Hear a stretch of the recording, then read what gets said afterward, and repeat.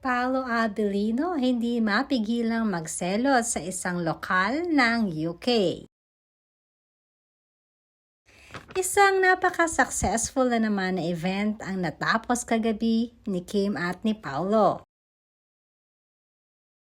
Ngayon nga ay pabalik na sila ng Pilipinas. Napakaganda rin na naging feedback ng kanilang kapamilya Caravan dahil nga sa first time nila sa Birmingham na dayuhin at panoorin ang isang events na katulad nito ng napakaraming tao. Ito na din di umano siguro ang maitatalang pinakamadaming fans ang nanood sa Birmingham.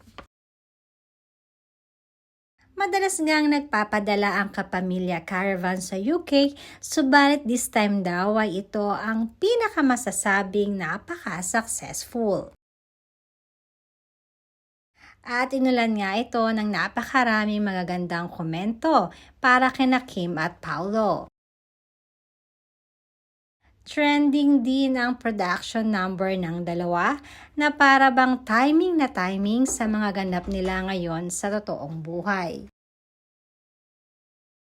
At syempre bukod nga dyan, ito ang super pinag-usapan at pinaka-trending ng dalawa.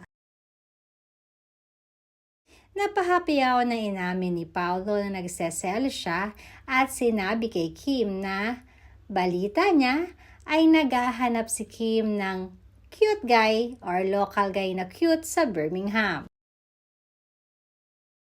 Sabay binawi naman ito ni Kim at sinabing hindi naman na kailangan dahil nasa harap niya na ang pinaka-cute sa lahat. Walang iba kundi si Paolo Abilino.